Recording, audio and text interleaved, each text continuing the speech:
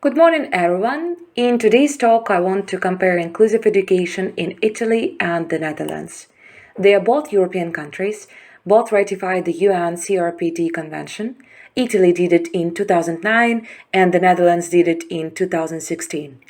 Teachers in both countries are convinced in the idea of inclusion and have a strong will to change.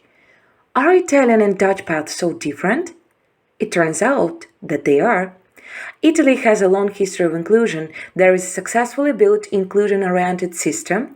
Dr. Heidrun demo is cautious about calling it fully inclusive, as there are still challenges to overcome. With 40 years of working on it, and the Italians are proud to say that 100% of kids are granted presence in the school. It started not as a top-down approach, not a political will, but logically came as a result of fighting for civil rights in the 60s and dismantling of mental hospitals inspired by Dr. Basalier, who considered mental illness to be the consequence of the exclusion processes. By the end of the 70s, all special schools in Italy were closed, which was not hard to do as initially there were very few of them.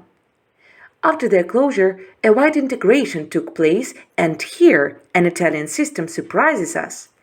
Once they seem to succeed in inclusion, they take a step back and implement regulations focused on certain groups of students, those with disabilities, learning difficulties, social disadvantages. Such students do not follow the national curriculum and work according to individual plans. Even though Dr. Demo doesn't agree it is a regress and says that more research into this issue is needed, I see it as a step back.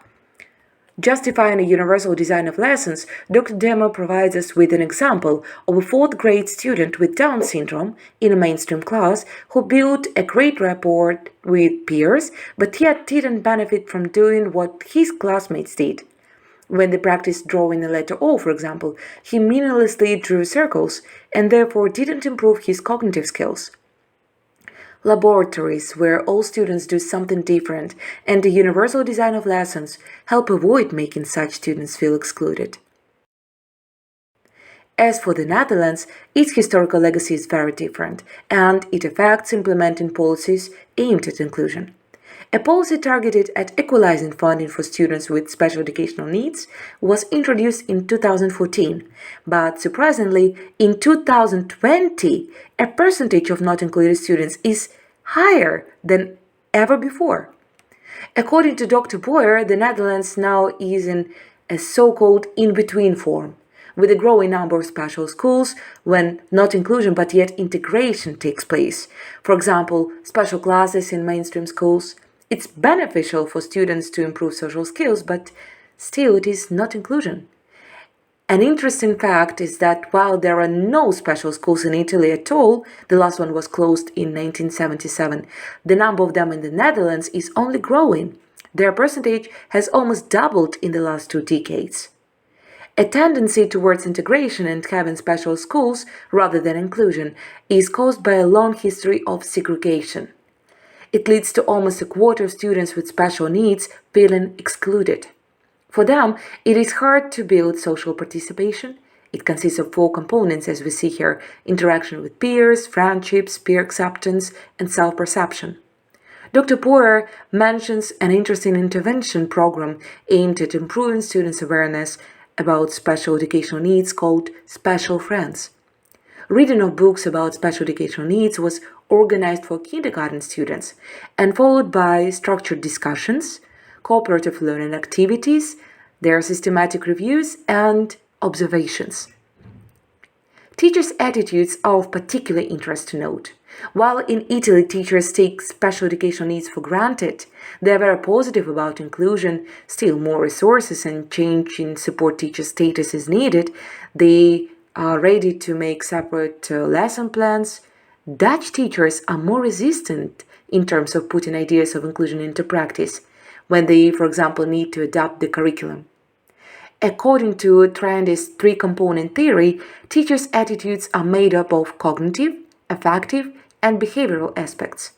So more research into the link between all these aspects is needed, and then we will be able to understand the relation between teachers' attitudes and students' participation better. To sum up, after listening to these two podcasts, comparing them, doing my little research into their history and policies of inclusion in Italy and the Netherlands, I came to some conclusions. Firstly, historical legacy affects very much what we have today and forms a unique path towards rich and inclusive education.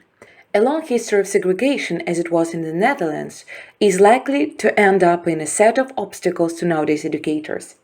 No large system of special schools, like in Italy, is a positive trend. It makes it easier to integrate those few ones into mainstream schools, but at the same time, other, newer challenges may appear. This makes me come to the second point. It seems to me reach and inclusion is an everlasting process with its inevitable steps back and compromises to make. We see it in both Italian and Dutch examples. We have to keep a strong will to change and remain flexible in changing circumstances. Remember the example with the student with Down syndrome? It is good to keep in mind that even when doing a seemingly right thing, we might fail in reaching our goals. Teachers' motto here can be do more research, always observe, and improve. Thirdly, teachers' and parental attitudes do matter. We shouldn't underestimate self-efficacy and conviction in the idea of inclusion as they affect our students. And finally, social participation.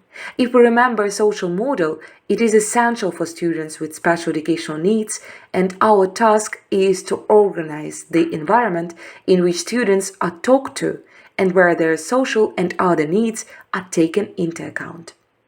Here is a list of literature I used, some internet sources, and that's it.